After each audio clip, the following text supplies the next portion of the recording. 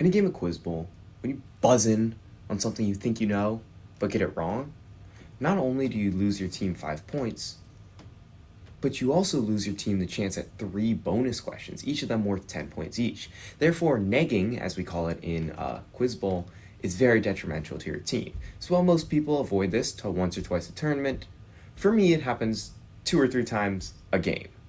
And as this is something I'm trying to avoid, I want to take you guys through some of the things I've been studying as I try to learn better buzzer tricks and tips for answering questions in Quizbowl.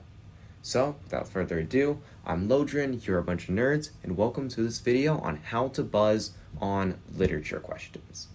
Now in this video, we are going to be discussing how to buzz on novels, plays, narrative poetry, short stories, novellas. The only thing we're really not doing in literature is going to be poetry, because poetry is very separate from most other things, as the clues are very unique. But without further ado, we're going to get into toss-ups. The first major type of toss-up that you will come across quite often in Quizbowl will be the novel title. Novel titles pop up quite a lot. It will be a question about a specific novel, and then all you'll have to do is figure out what novel it is and give your correct answer.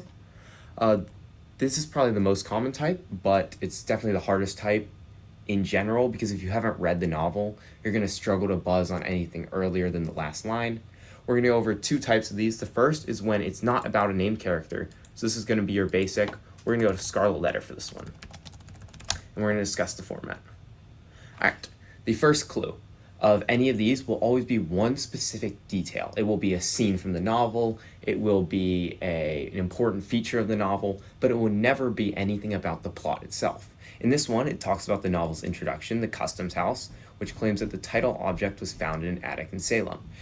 Now, if you've read Scarlet Letter, you're likely to get this if you know anything about the Customs House, but what's important here is that this is not a plot detail. Rather, it is one specific instance from the novel. If we move on to the next one, in this novel, Mistress Hibbins invites the protagonist to the forest. This is one instance, not something that's super important to the overall narrative.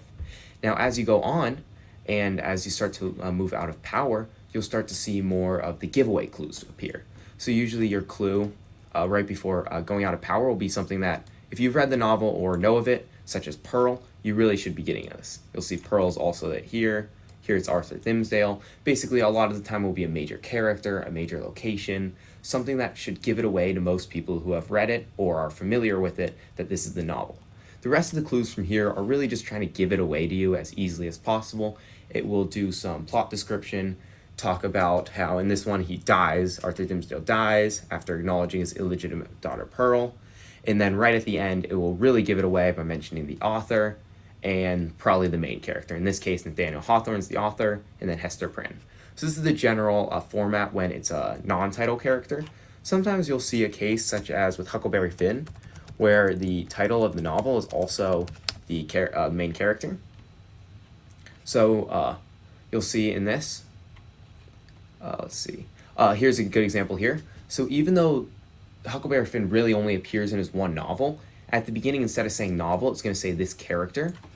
My suggestion at a middle school or easier high school level is just assume when it says character, it's going to be a title character, because these are much more common. Sometimes it will be a different character, we'll talk about that later, but usually you can be safe to assume it's the title character. The clues are going to be very similar to the novel clues, except instead of being centered around a novel, it'll simply be set around character. So instead of saying one specific scene from this novel depicts blah, blah, blah, instead here it says this character narrates a novel in which he helps investigate Jake and Jupiter Dunlap.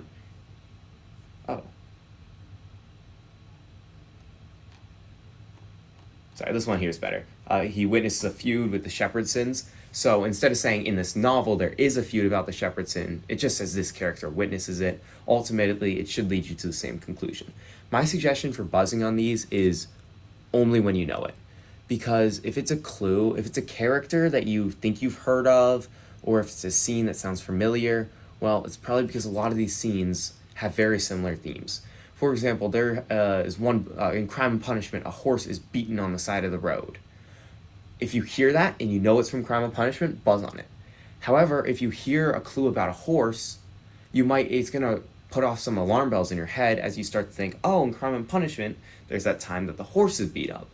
Well, you can't buzz until you actually know the specific instance, because if you're buzzing just off that, well, there are many scenes with horses throughout all literature. So you just have to be really careful when it's novel. I would say only buzz when you're 100% certain. A mistake I have made many times is buzzing too early. Next, we will consider an author. Common authors you'll see in middle school and easy high school. We'll just go Fitzgerald.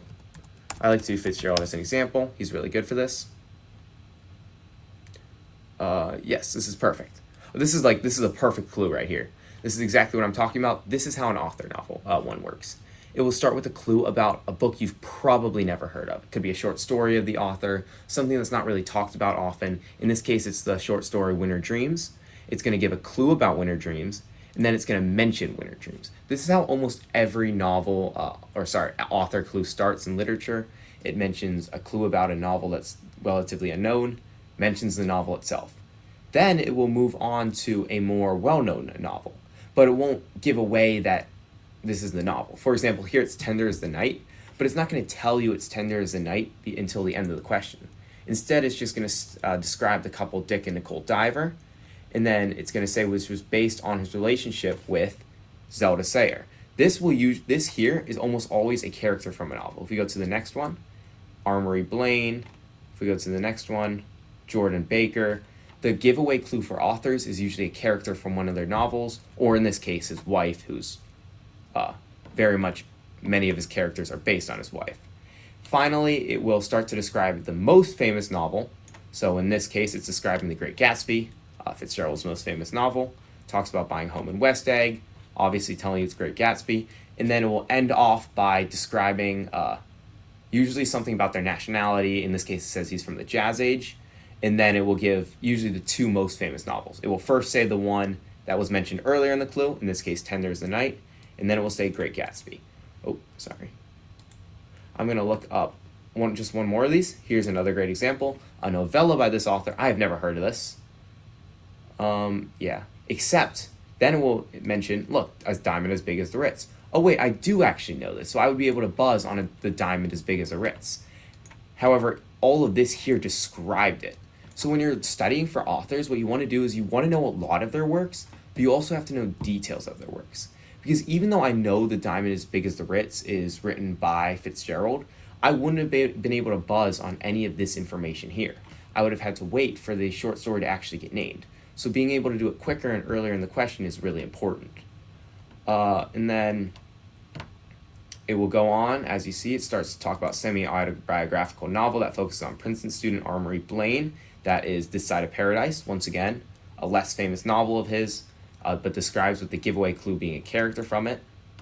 And then best known for a novel, narrated by Nick Carraway, this is The Great Gatsby. It's always going to end with their most famous novel until you get to like the national high school level. But in most situations, the most famous novel will be brought up in the final clue. So as far as buzzing on authors goes, you can be a little more lenient if, for example, with Fitzgerald, if you're hearing a lot of clues that are sounding jazz age-like and are sounding this time period, especially at an easier level, I'd feel confident buzzing on Fitzgerald because he wrote in such a staunch style. Another example is Herman Melville. He wrote a lot about sailors. Bartleby the Scrivener, Benito Serenino, the Encantadas, all of that involves sailors. Moby Dick, of course. So if you're hearing a lot of clues about sailors, be on the lookout and wait, this might be Melville. And then if you have a good feeling, I would say you can buzz. It's not like the novels where you have to be 100% certain.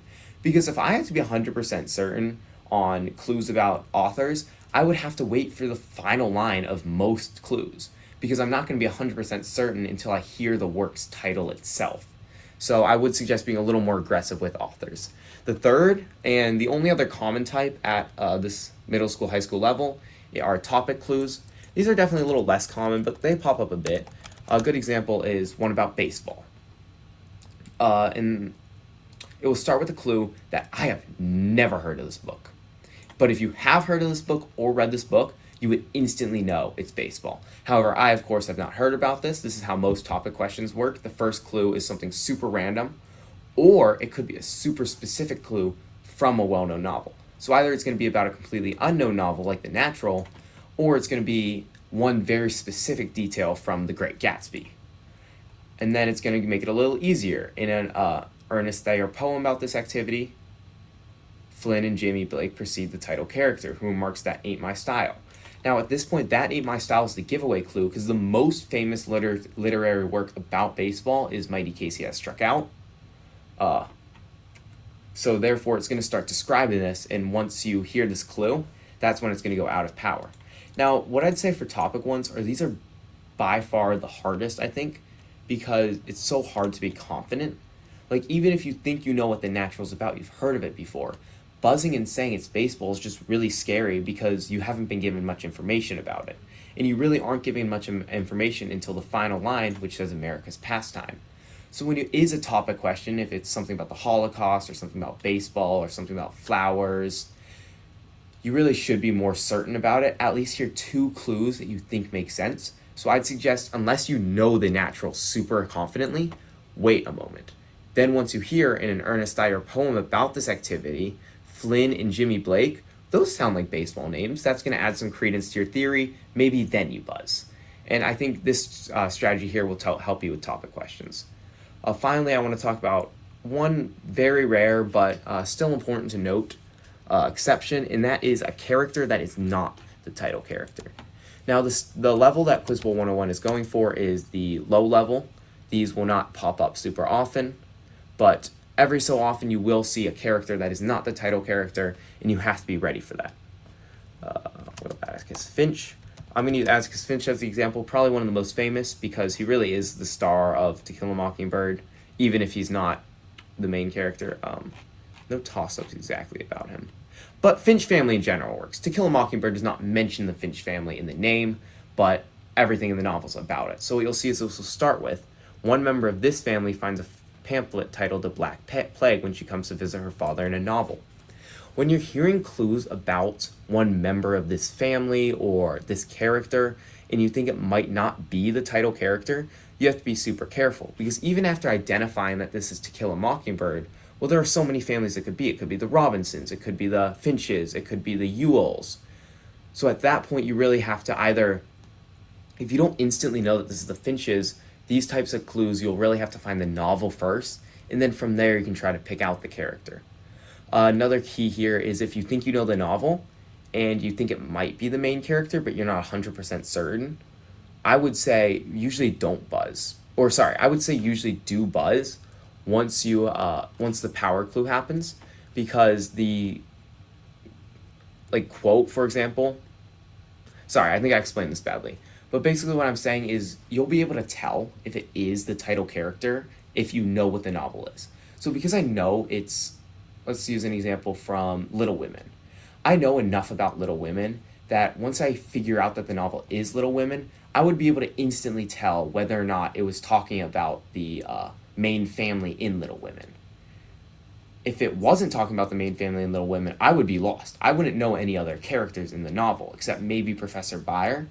But from there, you just have to look elsewhere. So what I'm saying is if it doesn't say this novel right at the beginning, or this play, or this short story, just be on the lookout, be careful. It could be a different character than what the main character might be. But this is a very, very rare case at the easy levels. So with that, I'm not going to make this video too long. My voice is very bad right now, as you can tell. I got very rambly in this video.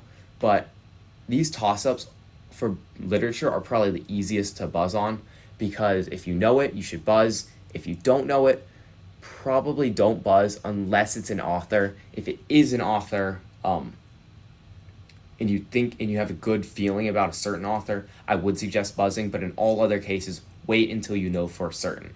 And then the one final thing I want to mention, of course, is how to guess.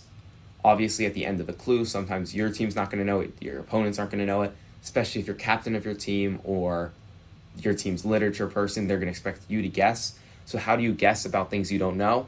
Well, for literature, it's usually a giveaway. So if you're hearing a literature question and it doesn't say The Great Gatsby at the end, or you're hearing a literature question about Herman Melville and it doesn't say, about a different author and it doesn't say Moby Dick, well, it's not going to be Fitzgerald. It's not going to be Herman Melville. It's not going to be Nathaniel Hawthorne if they don't mention The Scarlet Letter. If they're mentioning a novel at the end of the clue and you've never even heard of it, it's not going to be one of the people you know. At this point, my best bet for you is pick someone you don't know much about. One of my go-tos is someone like Harold Pinter. He's this British guy. I don't know much about him. He's often a guess I use. I guess Jules Verne a lot because I don't really know many of his works. Charles Dickens is always a safe bet if you don't know him. But basically what I'm saying is if you don't know a literature question, you don't know the literature question. So just guess something completely off rather than guess like one of the most famous authors, such as Fitzgerald, when you know for a fact that it's not Fitzgerald. If that makes any sense, I hope it did. This is a big thing that's helped me as I've grown more into a literature player over this last year. But with that, I'm going to end this video.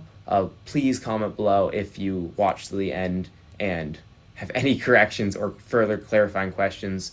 It's really hard to teach Quizbowl strategy. I've been doing this is my 7th year now.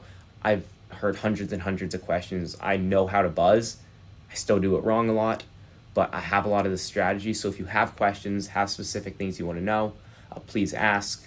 I will do a separate video, probably tied to my European or world literature, talking about how to buzz on literature bonuses, or sorry, not how to buzz, but how to answer, because I do think literature bonuses are very easy to learn, but that will be later. So for now, I will see you guys.